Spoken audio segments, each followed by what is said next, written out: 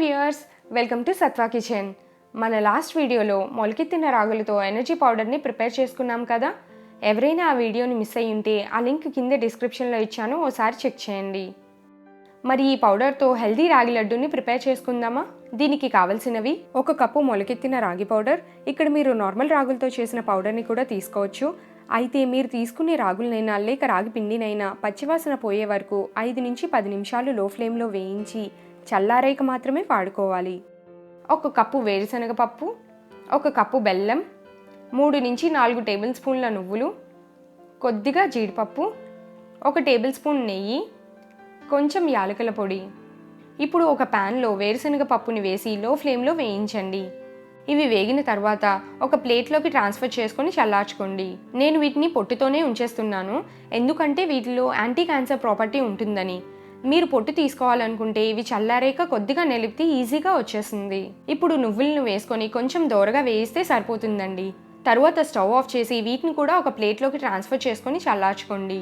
ఇప్పుడు ఒక మిక్సీ జార్లో వేయించుకున్న వేరుశనగ పప్పు, నువ్వులను వేసి పౌడర్లా గ్రైండ్ చేసి పెట్టుకోండి. ఇప్పుడు స్టవ్ ఆన్ చేసి లో ఫ్లేమ్లోకి అడ్జస్ట్ చేసుకొని ఒక ప్యాన్లో కొద్దిగా నీళ్లు పోసి బెల్లంను యాడ్ చేసి అంతా కరిగాక ఓ 2 నిమిషాలు ఉంచి కట్టేస్తే సరిపోతుందండి.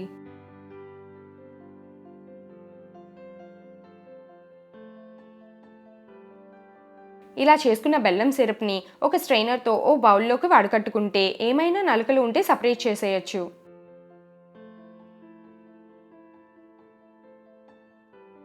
ఒక బౌల్లో రాగి పౌడర్ని, గ్రైండ్ చేసి పెట్టుకున్న పౌడర్ని, నెయ్యి, యాలకుల పొడి వేసి గోరువెచ్చగా ఉన్న బెల్లం సిరప్ని కొద్ది కొద్దిగా యాడ్ చేస్తూ అంతా మిక్స్ అయ్యేట్టు బాగా కలుపుకోండి.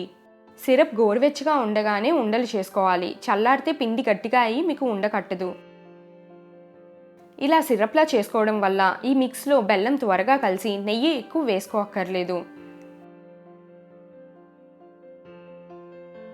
అలా కాకుండా బెల్లాన్ని గ్రైండ్ చేసుకుని కలుపుకుంటే ఉండ చేసుకునేటప్పుడు నెయ్యి ఎక్కువ పడుతుంది.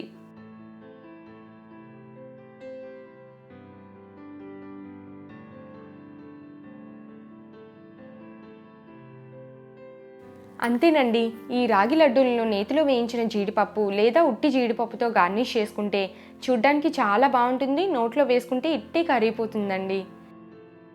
ఎప్పుడు రెగ్యులర్ స్వీట్సే కాకుండా పిల్లలకైనా పెద్దలకైనా ఇలా చేసి పెట్టండి, చాలా ఇష్టంగా తింటారు.